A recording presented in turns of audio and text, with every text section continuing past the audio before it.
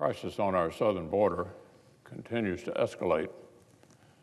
CBP is tracking the largest surge in migrant apprehensions in 20 years.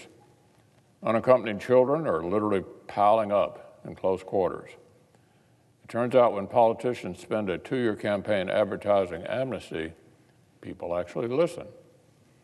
As one senior CBP official said, there is, quote, no end in sight. No end in sight. The administration still refuses to even admit there's a crisis, much less address it.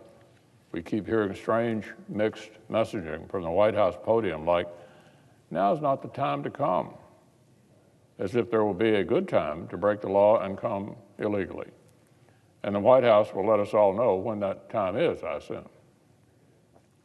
The Washington Post put it gently, quote, administration officials have been plagued by muddled messaging.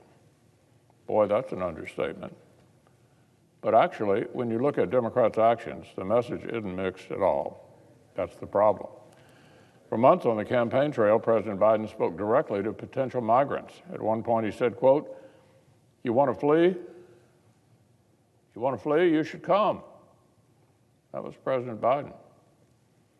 President Lopez Obrador of Mexico himself stated this week that President Biden's campaign created expectations that, quote, cause Central American migrants and also from our country wanting to cross the border, thinking that it's easy to do so. That was the president of Mexico. On Inauguration Day, the president followed through. 5 executive orders to roll back immigration enforcement and open up the border. The administration wasted no time rolling back the policies from the prior administration that had guarded against this exact outcome. And south of the border, message received. Some migrants are arriving with Biden campaign flags and T-shirts. One arriving person said, quote, Biden promised us that everything was going to change, end quote. So what about the Democrats here in Congress? Are the House Democrats rising to the occasion with solutions? Well, not exactly. They prioritized passing another amnesty bill. They doubled down on the wrong direction and the wrong incentives. The situation is raising eyebrows among Democrats' own rank and file. As one Texas Democrat put, quote, when you create a system that incentivizes people to come across, that immediately sends a message.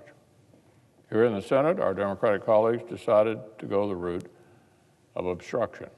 Yesterday, Republicans tried to pass serious proposals to help address parts of the immigration system. Democrats rejected every single one of them. Senator Ernst had a proposal to require detention for migrants charged with violent crimes.